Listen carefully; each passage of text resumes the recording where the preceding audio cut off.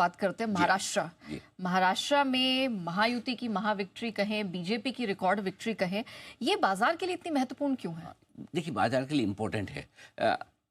अगर महाराष्ट्र हार जाते बहुत फर्क नहीं पड़ता। अच्छा। अगर बीजेपी हार, क्योंकि हार जाते एक छोटा सा इम्पैक्ट आता, 75-100 पॉइंट का हो जाए, क्योंकि हम पहले से ही करेक्शन में थे।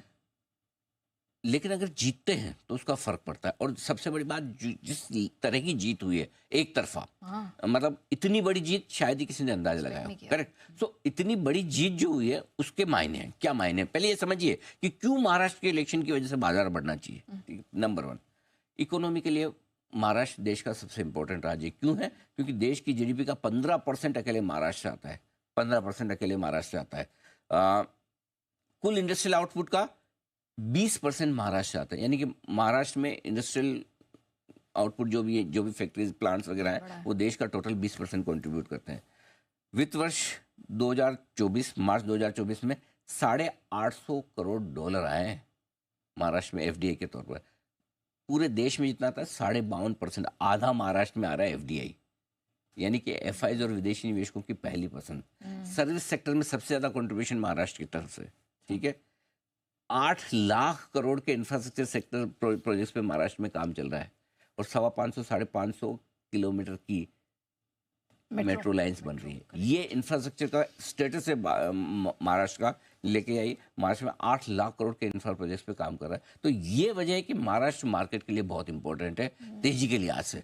मंदी के लिहाज से उतना नहीं। कोई एक गवर्नमेंट होगी थोड़ा कम करेगी काम, लेकिन कोई दूसरी गवर्नमेंट होगी ज़्यादा करेगी। और ये ज़्यादा काम क्यों होगा, ये समझना जरूरी है कि ये स्टेट देश की इकोनॉमी के लिहाज से सबसे इंपॉर्टेंट है। ओके, चलिए। तो सर, अब इन चुनावी नतीजों का कितना सपोर्ट है जो यहाँ पर मार्केट को मिलेगा, ये अब समझने वाली बात है। देखो, चुनावी नतीजों सबसे पहला काम क्या होगा? सेंटीमेंट बहुत अच्छा होगा। देखिए, करेक्शन सबके पूरे हो रहे हैं। क्रिकेट के करेक्शन पूरे हैं, पॉलिटिक्स का करेक्शन पूरा हो गया। भाई, बीजेपी की करेक्शन की शुरुआत हुई थी लोकसभा चुनाव से। ठीक है, जब जितना सोचा था, बुल रन तो चल रहा है। तीसरी बार पीएम भी बने मोदी जी, सरकार भी बनी, लेकिन उतनी सीटें नहीं आई। एक हल्का करेक्शन हो गया सेंटीमेंट के लिहाज से, सीटों के लिहाज से। उस करेक्शन का बेस फॉर्मेशन हरियाणा के चुनाव में हुआ था। राइट, है ना? हरियाणा से ऐसा लगा कि अब थोड़ा ठीक हुआ। महाराष्ट्र ने कंफर्मेशन दे दिया कि बॉटम बन चुका है। वाह।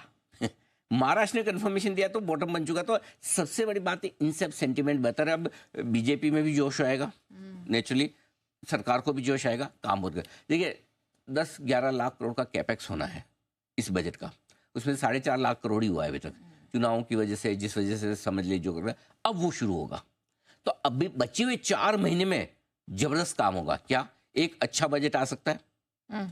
इससे इकोनॉमिक की मजबूती को सहारा मिलेगा, इकोनॉमिक पॉलिसी थोड़ी सी और बेहतर होती हुई दिखेगी। ये एक बड़ा इंपॉर्टेंट चीज़ है।